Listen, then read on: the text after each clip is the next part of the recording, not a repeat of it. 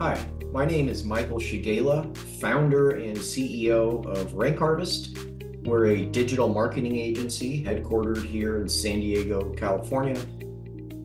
Today, I'm going to take just a few minutes to address a question we get a lot, which is how important is growing the content for a website when it comes to SEO?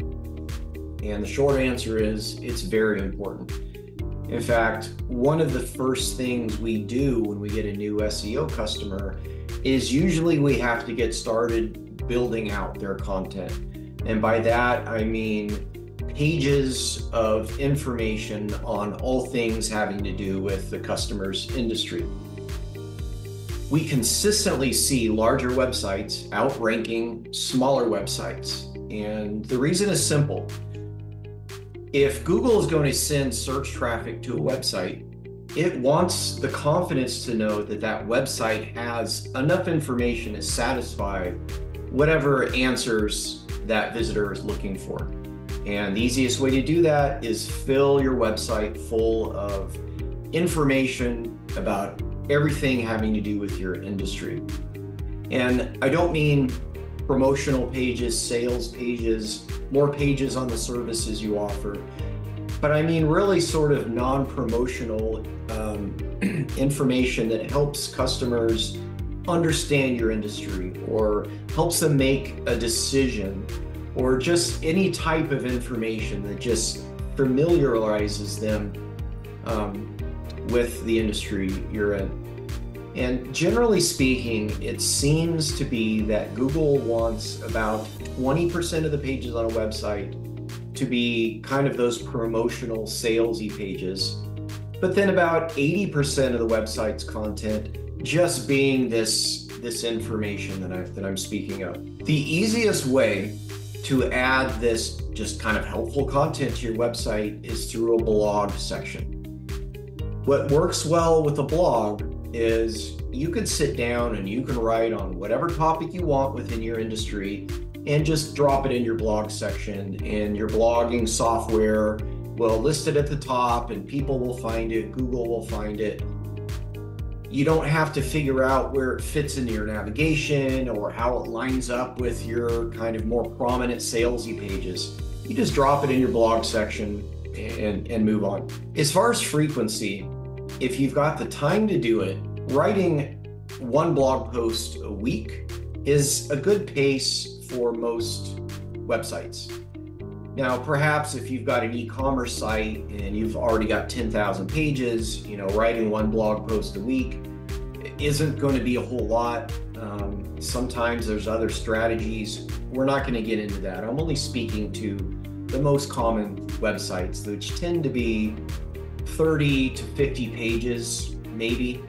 If you've got kind of the standard, 5-page website, homepage, about, contact us, products and services, this is a very urgent situation for you. You really need to get your website up to about 20 or 30 unique pages of content to really get on Google's radar. Again, you can do that partly by adding blog posts to your site. But let's say you've already got that 20 or 30 pages on your website. Still, it's important for ongoing SEO maintenance and growth to be adding new blog posts. And again, about once a week is a good pace for most websites, certainly at least once a month. The question comes up sometimes, can I use AI tools like ChatGPT to assist with writing? The answer is yes.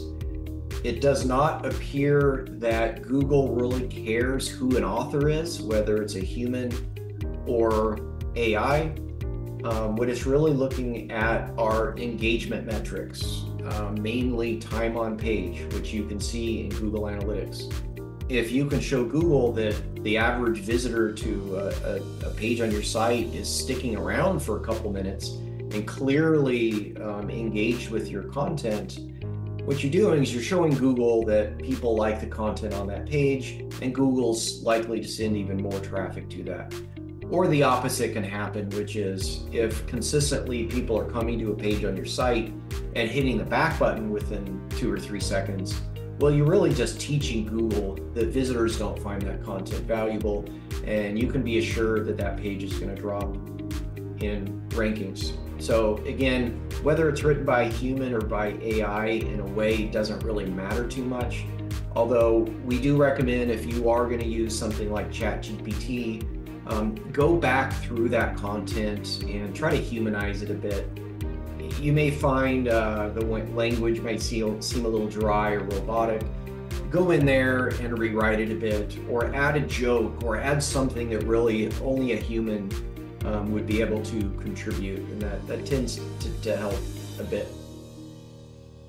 Now, as far as what blog title posts to write, if you're writing content for the purpose of SEO, if people aren't searching for that topic, it's not going to get found. There's just no search volume. So the best way to approach it is think of what people are searching in Google that you want to get found for, and literally write a blog post about that. That can be the title of that blog post. And the more niche, the better.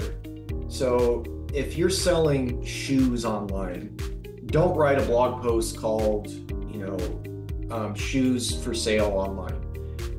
Too generic. There's already 100,000 posts, articles, whatever you want to call it, out on the internet that sort of address that generic keyword or search phrase, and it's already pretty stacked up.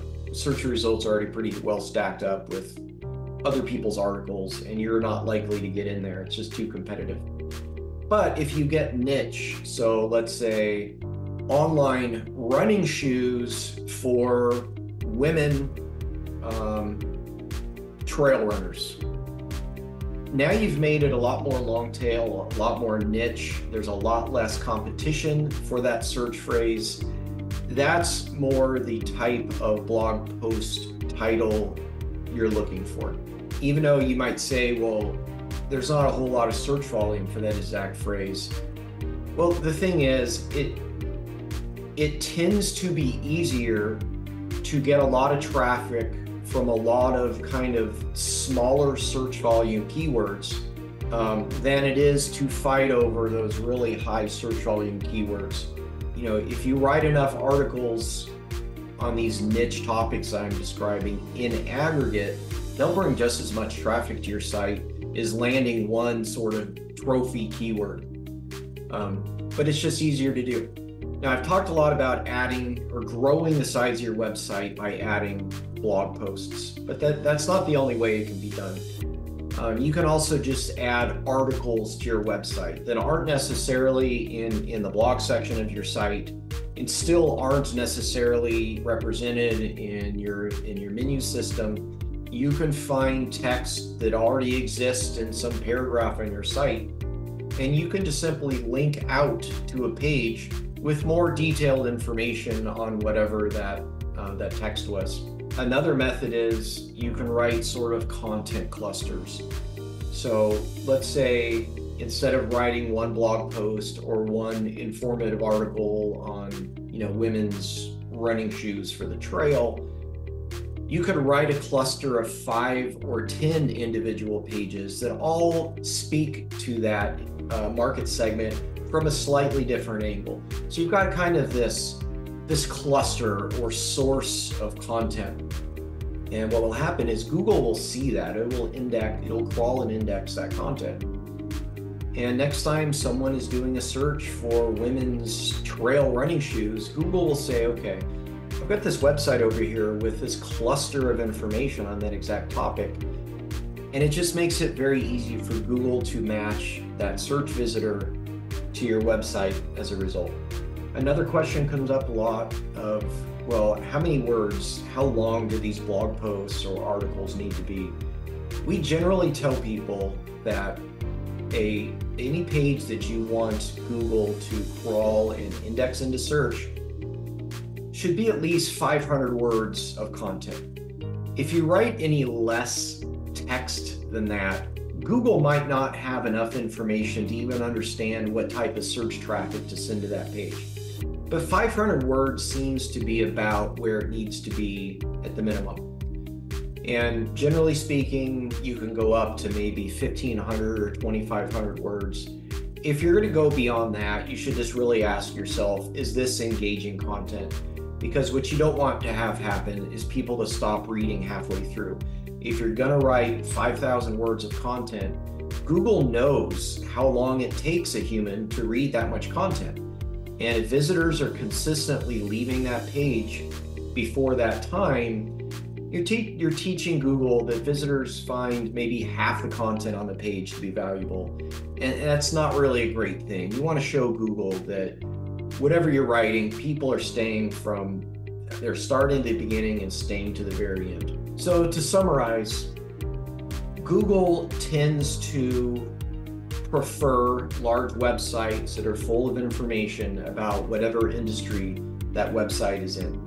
The easiest way to grow your website is usually by adding blog posts. The reason this is easy is because you can write on any topic you want, and you don't have to figure out where it fits into your main navigation or anything like that. You just drop it in your blog post and you're done with it. The minimum word count should be around 500. And then if you're going to go over 2,500, really think about if you can keep the reader's attention beyond that.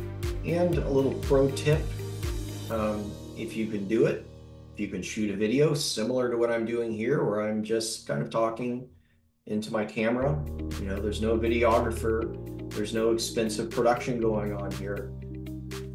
Just shoot a short video that welcomes visitors to that page, to the content on the page. It's sort of a time on page hack, if you will, where if you can get your page visitors to watch a 1-minute video, well, you may have just added a minute to the time on page engagement metric, which will bring that page up in search results.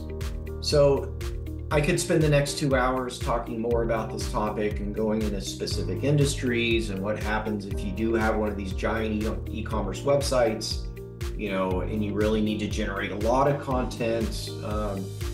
Not going to get into that on this quick video. I just wanted to share a few pointers that have been coming up quite a bit for us lately. So I hope you found this helpful, and good luck.